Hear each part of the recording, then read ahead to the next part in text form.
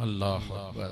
माए नी मैनू कानू जम्मी ते दर्दां कीती मार निकम्मी कि दे अगे कड़ा उबाले नू कोई आखे जुल्फां वाले नू। तो कहा काश कि मैं दरख्त होता और काट दिया होता। हजरत उमर रज़ी अल्लाह तआला अन्हु एक कच्ची ईंट उठाते हैं, फिर नीचे रख देते हैं, फिर उठाते हैं, फिर रख देते हैं और फिर कहते हैं काश कि मैं ये ईंट होता। हजरत सैयदना सिद्दीक अकबर रज़ी अल्लाह तआला अन्हु दरख्त के नीचे बैठे थे। एक चिड़िया एक शाख से उड़ के दूसरी शाख पे जाती, वहां से उड़ के फिर दूसरी शाख पे आती। तो हजरत सिद्दीक अकबर रो पड़े, कहा चिड़िया कितनी मौज में है, जिस शाख पे चाहे बैठती है और कयामत के दिन तेरा हिसाब भी नहीं होगा। कहा फंसे तो हम हैं। रसूल करीम सल्लल्लाहु अलैहि वसल्लम से लोगों ने कहा हुजूर आप बूढ़े हो गए। हुजूर की मुबारक दाढ़ी में सफेद बाल, सर अनवर में भी सफेद बाल, अगरचे उनकी तादाद महदूद थी लेकिन जाहिर हुए। कहा सूरा हूद और उसकी मुमासल सूरतों ने मुझे बूढ़ा कर दिया, क्योंकि इन सूरतों में अल्लाह के अजाबों का जिक्र है, आखिरत का जिक्र है। ये वो बाबरकत वजूद हैं, वो बाबरकत जात हैं कि जिनके दामन पे गुनाह का एक धब्बा भी नहीं है। और मैं और आप अपने आप को देखें तो हम कहाँ खड़े हैं। हुजूर ने हजरत आयशा से कहा, ज़ौजा है रसूल करीम सल्लल्लाहु अलैहि वसल्लम की, महबूबाए महबूबे कायनात, लेकिन उनसे भी मेरे हुजूर ने कहा आयशा गुनाहों को कभी छोटा ना समझना, गुनाहों को हकीर ना समझना कि ये छोटे हैं कोई बात नहीं, इससे क्या होगा। उस दिन हिसाब होगा, उस दिन पूछा जाएगा। तो अपनी जिंदगी को मुरत्तब और मुनज़्ज़म करके रखो। हम बहुत सारे गुनाह दाएं बाएं देख के करते हैं। जब हम मुआशरे में बुराई फैली हुई देखते हैं तो हम कहते हैं कि देखो ना ये सारे कर रहे हैं तो मैं ही बहुत मुत्तकी आ गया हूँ जी। दाएं बाएं देख के गुनाह करते हैं। फिर हम कहते हैं फलां बख्शा गया तो हम भी बख्शे जाएंगे। अच्छा अगर वो ना बख्शा गया तो फिर जहन्नुम में जाना कबूल है। तो दाएं बाएं देखकर दलेर हो जाते हैं। हजरत अब्बास और हजरत उमर रज़ी अल्लाह तआला अन्हु का आपस में दोस्ताना था। इन्होंने एक दिन बैठे बैठे अहद किया कि हम में से जो शख्स पहले फौत हो गया वो दूसरे को ख्वाब में मिले और कब्र के हालात बताए। अचानक हजरत उमर का विसाल पहले हो गया। साल के बाद हजरत उमर ख्वाब में मिले। उसने कहा अब्बास मुझे वादा तो याद था लेकिन सख्त हिसाब आन पड़ा था तो मैं तो उसके अंदर लगा रहा। तो अब क्या हुआ? कहा फिर अल्लाह ने कहा चलो इसको यूं ही माफ करो। तो कहा छुट के अभी अभी आ रहा हूं। तो मैंने कहा वादा पूरा कर। मैं और आप ठेकेदार बन जाते हैं जन्नत के। हमारे पल्ले अमल है क्या? हैं तो रियाकारी के शिकार है हमारे अमल। जो महबूब ने इरशाद फरमाया अगर तुम अल्लाह पर तवक्कुल करने का हक अदा करो वो तुम्हें ऐसा रिस्क दे जैसा परिंदों को देता है कि जब वो सुबह अपने घोंसले से निकलते हैं तो खाली पेट होते हैं।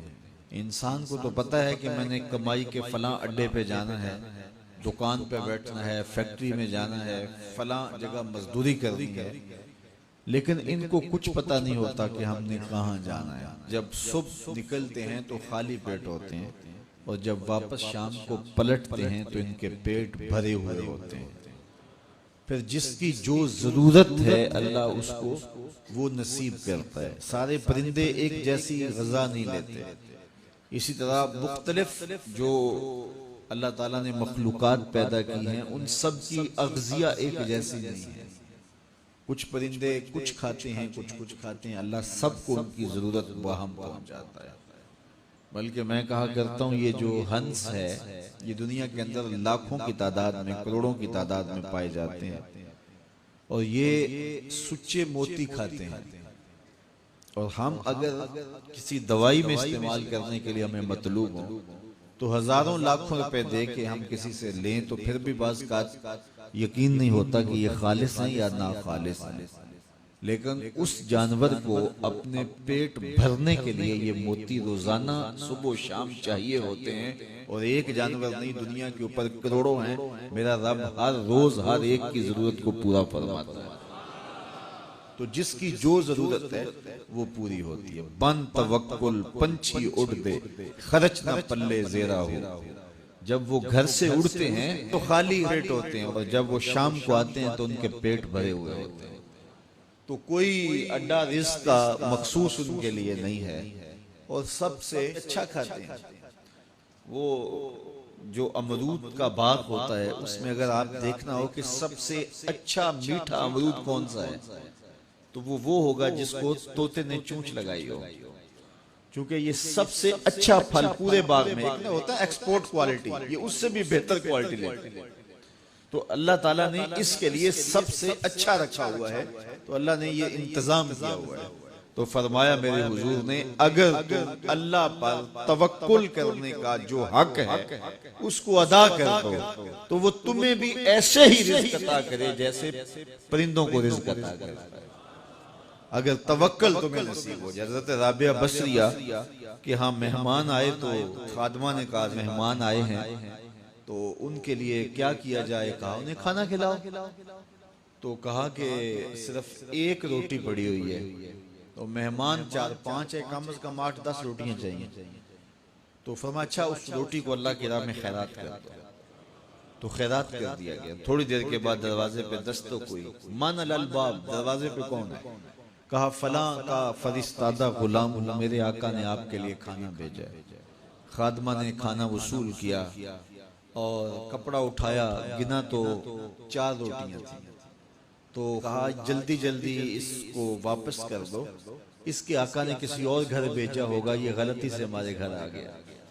खाना वापस कर दिया। फिर दरवाजे पे दस्तक हुई। पूछा मन दक्कल बाब, दरवाजा किसने खटखटाया? कहा फलां का फरिश्तादा गुलाम हूं। खादमा ने खाना वसूल किया। हज़रत राबिया ने कपड़ा उठाया तो गिना तो 6 रोटियां थी। कहा इसके आका ने किसी और हाँ भेजा होगा, ये गलती से हमारे घर आ गया। खाना वापस कर दिया। फिर दरवाजे पे दस्तक हुई। तो पूछा दरवाजे पे कौन है? कहा फलां आका का भेजा हुआ गुलाम हूं। उन्होंने कहा ये खाना हज़रत राबिया को दे के आना है। तो खादमा ने वसूल किया। हज़रत राबिया ने कपड़ा उठाया, गिना तो 10 रोटियां थी। कहा हाँ ये खाना हमारा, इसको रख लो और मेहमानों को खिला दो। कहा हज़रत पहले 2 भी तो आपका ही नाम लेते थे और इसी दहलीज पे आए थे। कहा मेरे रब का वादा है जो 1 देता है मैं उसको 10 देता हूँ। तो पहले 4 रोटियां थी, फिर 6 रोटियां थी। मैंने कहा मालिक 10 देगा तो तेरी बंदी वसूल करेगी। तो अगर उस पे तवक्कुल कायम हो जाए, उस पे भरोसा कायम हो जाए, वो वहां से देता है जहां से बंदे को गुमान भी नहीं होता। तो जब इंसान अल्लाह के फजल पर तवक्कुल कायम कर लेता है तो फिर काम